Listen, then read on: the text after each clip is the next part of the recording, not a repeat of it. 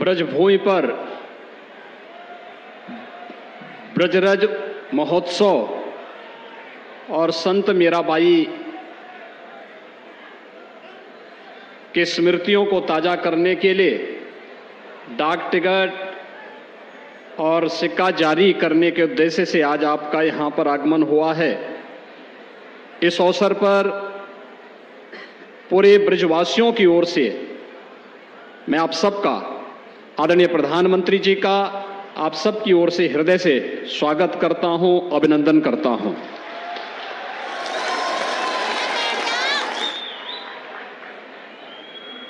मंच पर उपस्थित प्रदेश की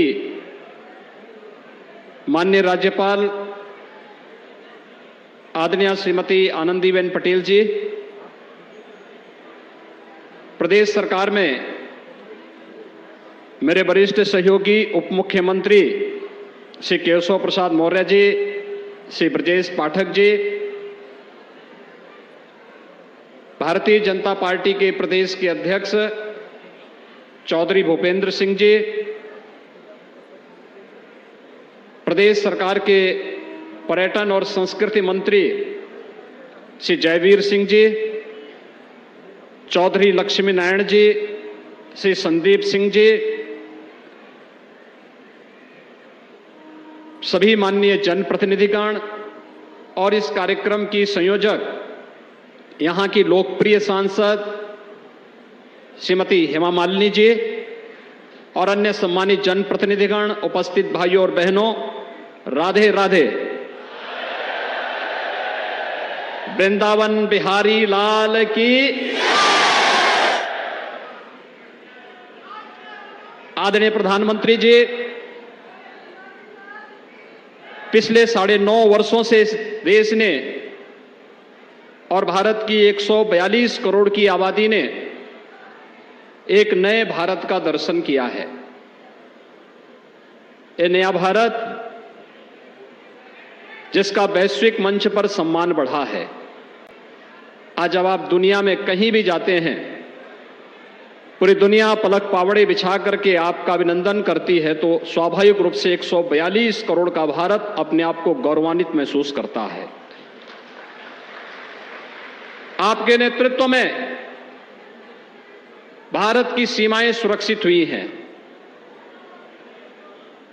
आपने पिछले 9.5 वर्षों में देश की हर समस्या के समाधान को एक मार्ग दिखा करके उसे समाधान के लक्ष्य तक पहुंचाया है।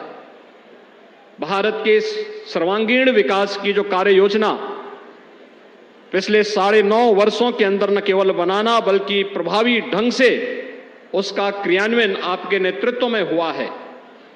ये नए भारत के रूप में एक विकसित भारत की रूपरेखा दुनिया के सामने प्रस्तुत कर देता है। एक भारत है और श्रेष्ठ भारत भी है, जो विकास भी करता है, गरीब कल्याणकारी योजनाओं को प्रभावी ढंग से लागू भी करता है। ये नया भारत अपनी विरासत पर गौरव की अनुभूति भी करता है और उनके पुनरुद्धार की कार्य योजनाओं को व्यवस्थित तरीके से आगे बढ़ा करके आने वाली पीढ़ी के लिए एक नई प्रेरणा भी प्रस्तुत कर देता है। काशी विश्वनाथ धाम आपके नेतृत्व में बन करके आज पूरे देश और पूरी दुनिया को अपनी ओर आकर्षित कर रहा है। उत्तराखंड का केदारपुरी एक नए गौरव की अनुभूति करा रहा है। महाकाल का महालोक हो या फिर हमारा यह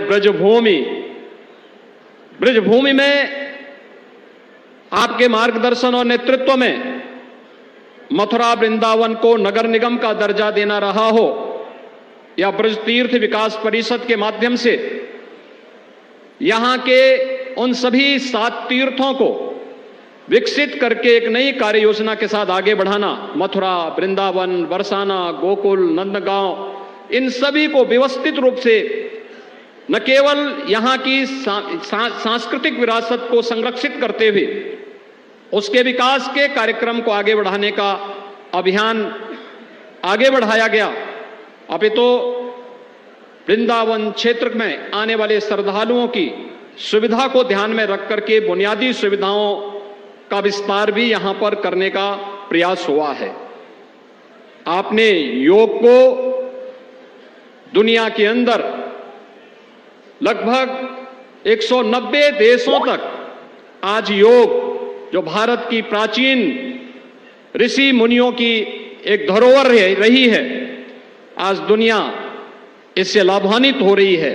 इसे वैश्विक मान्यता उपलब्ध कराई, कुंभ को वैश्विक मान्यता दिलवाई और अब न केवल हमारी मथुरा बल्कि मथुरा, वृंदावन और यहां के सभी तीर्थ इस श्रृंखला में पिछले 9 वर्षों से लाभान्वित होकर के इस अभियान का हिस्सा बने हैं।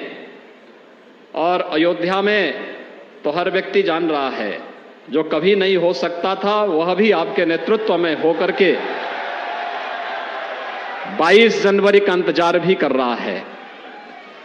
इस अवसर पर आपके द्वारा संत मीराबाई की स्मृतियों को 525वीं जन्मोत्सव की स्मृतियों को आगे बढ़ाने के लिए आज आप स्वयं यहां पर उपस्थित होकर के एक डाक टिकट और स्मृति सिक्का जारी करने के लिए आए हैं।